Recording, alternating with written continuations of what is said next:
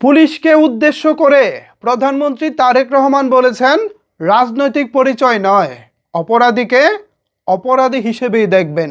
কোথায় বলেছেন তিনি এই কথা? এ বিষয়ে বিস্তারিত জানিয়ে নিউজ প্রকাশ করেছে সমকাল পত্রিকা।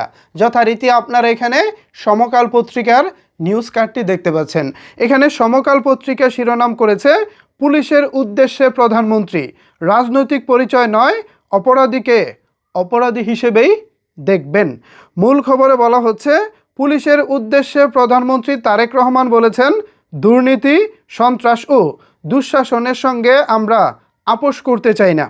অনেক সময় আমরা দেখেছি আপনাদের একটি সমস্যার সম্মুখীন হতে হয়, রাজনৈতিক পরিচয়, প্রভাবশালী পরিচয়, এরকম বিষয় আপনাদের ফেস করতে হয়। আমি পরিষ্কারভাবে আজকের অনুষ্ঠানে বলতে চাই, দুর্নীতি, সন্ত্রাস নিয়ন্ত্রণে ব্যক্তির রাজনৈতিক পরিচয় নয়। যে বা যারা অপরাধে লিপ্ত হবে তাকে আপনারা অপরাধী হিসেবেই বিবেচনা করবেন। পুলিশ সপ্তাহ 2026 উপলক্ষে আজ সোমবার প্রধানমন্ত্রীর কার্যালয়ে শাপলা হলে আয়োজিত পুলিশের ঊর্ধ্বতন কর্মকর্তাদের উদ্দেশ্যে দিক নির্দেশনামূলক ভাষণে তিনি এই নির্দেশ দেন। প্রধানমন্ত্রী বলেন, কোনো ব্যক্তি বা দল কিন্তু আপনাদের দল নয়, বরং আপনারা আইনের রক্ষক। এই জিনিসটা কিন্তু আপনাদের মনে রাখতে হবে।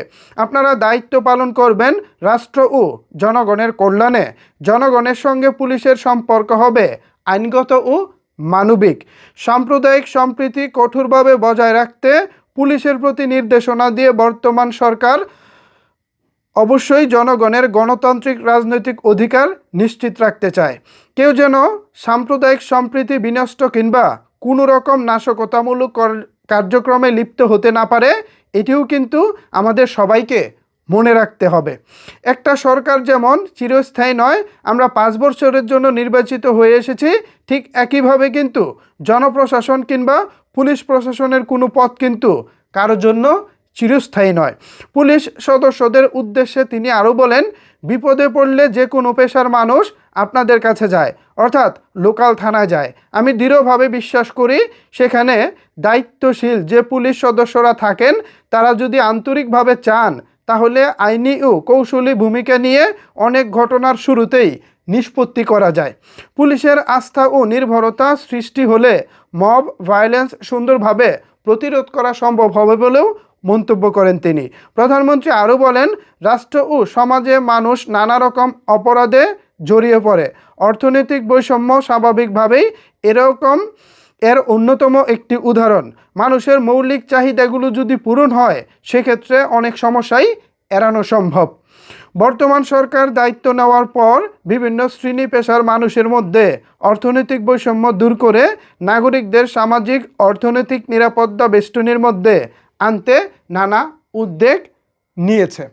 তো এটা খুবই ভালো লাগলো। আজকে প্রধানমন্ত্রী জনাব তারেক রহমান সাহেব যেভাবে পুলিশকে উদ্দেশ্য করে বলেছেন, অপরাধীর কোনো পরিচয় আসলে হয় না, অপরাধী আসলে অপরাধী। আশা করি এই বিষয়টা পুলিশ মাথা রাখবে এবং সেই অনুযায়ী তারা ভবিষ্যতে তাদের কার্যক্রম পরিচালনা করবে। তো ভিউয়ার্স, এই বিষয়ে আপনাদের মতামত কি ভাবছেন আপনারা জানাতে পারেন আপনার মতামত নিচের কমেন্ট বক্সে। ধন্যবাদ সবাইকে এতক্ষণ আমার সাথে থাকার জন্য।